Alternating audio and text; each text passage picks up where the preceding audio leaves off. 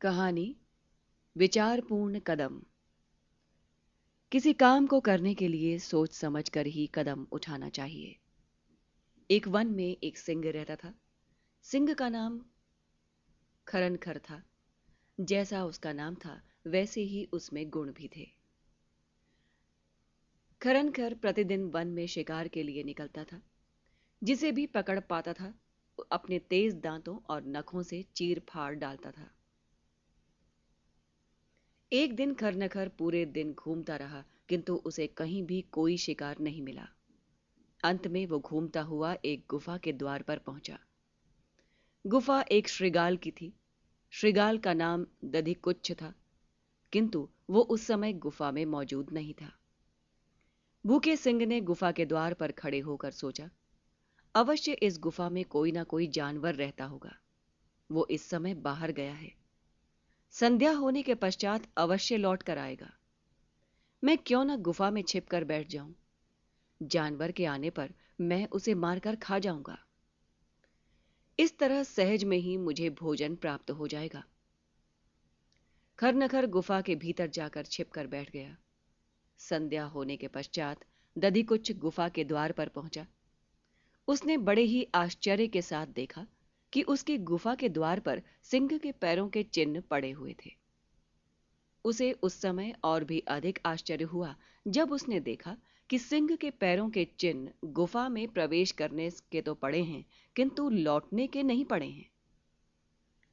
दधिकुच्छ सोचने लगा, अब तो कुशल नहीं है। सिंह अवश्य गुफा में छिपकर बैठा हुआ है। गुफा के भीतर जाने पर वो अवश्य मार डालेगा। दधिकुच्छ मन ही मन सोचने लगा। आखिर सच्चाई को जानने के लिए उसे एक उपाय सूझ गया। वो सोचता हुआ जोर से बोला, क्यों जी गुफा, मैं दरवाजे पर आ गया और तू चुप है। मुझ में और तुझ में क्या समझौता हुआ था? तुमने कहा था जब मैं दरवाजे पर आऊंगा तो तुम सुंदर शब्दों में मेरा स्वागत करोगी, पर तुम तो मौन हो। गुफा के भीतर छिपे हुए सिंह के कानों में भी दधिकुच्छ की बात पड़ी। उसकी बात को सुनकर सिंह ने सोचा कि अवश्य ये गुफा बोलती है। अवश्य गुफा और श्रृगाल में कोई समझौता हुआ है। अवश्य श्रृगाल के आने पर गुफा उसका स्वागत करती है।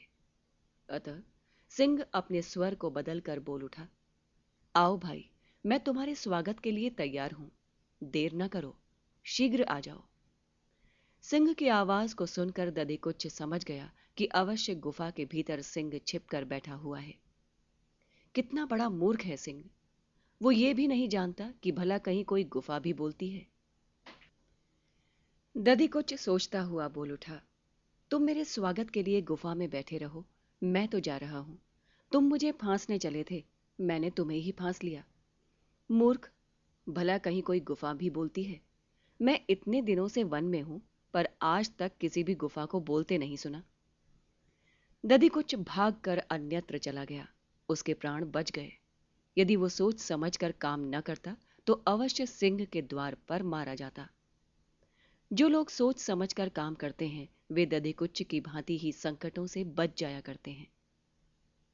कहानी से शिक्षा। किसी भी काम को करने के पहले सोच विचार कर लेना चाहिए। किसी भी काम को जल्दी से नहीं करना चाहिए।